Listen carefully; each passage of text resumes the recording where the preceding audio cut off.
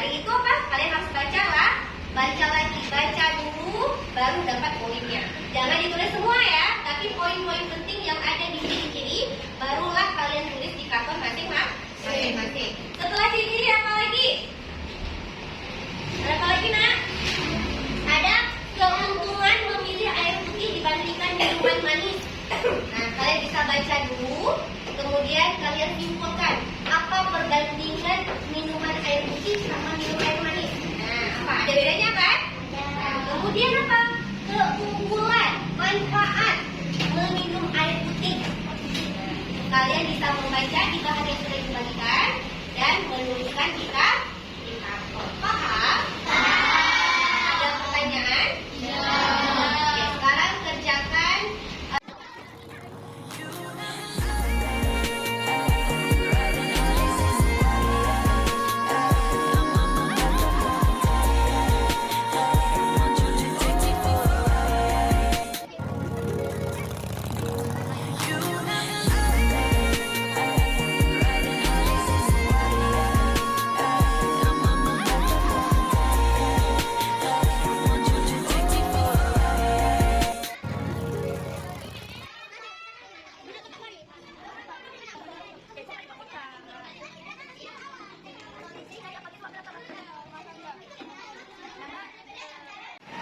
Kami akan mempresentasikan hasil diskusi kami, yaitu pentingnya air bagi pendidikan.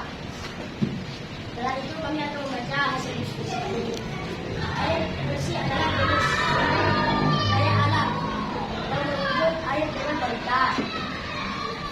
Baik yang dapat yang digunakan dalam kehidupan sehari-harinya seperti minum, makan, juga sanitasi. Dan selanjutnya ciri-ciri air bersih. Darinya adalah memiliki rasa tawar ketika diminum.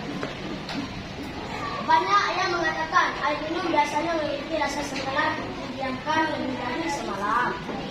Namun, air minum yang mempunyai rasa tak semuanya tidak layak konsumsi. Setelah itu, ada beberapa lagi air tidak memiliki bau. Kriteria air bersih adalah air itu tidak memiliki aroma apapun apabila air yang berbau tidak sedap dan lebih baik tidak Anda konsumsi. Dalam proses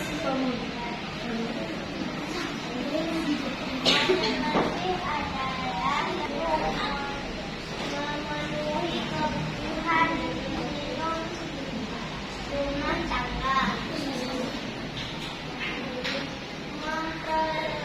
Memproduksi makanan atau minuman dari air. Air putih adalah jenis obat pada alat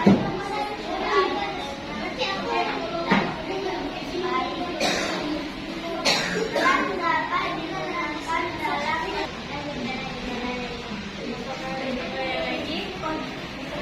Pertanyaan lain lagi, nak? Kenapa air penting? Kenapa air penting bagi kita?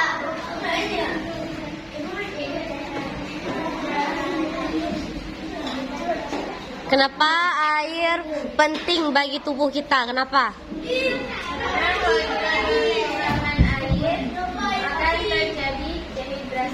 Oke, Masya Allah. Terus?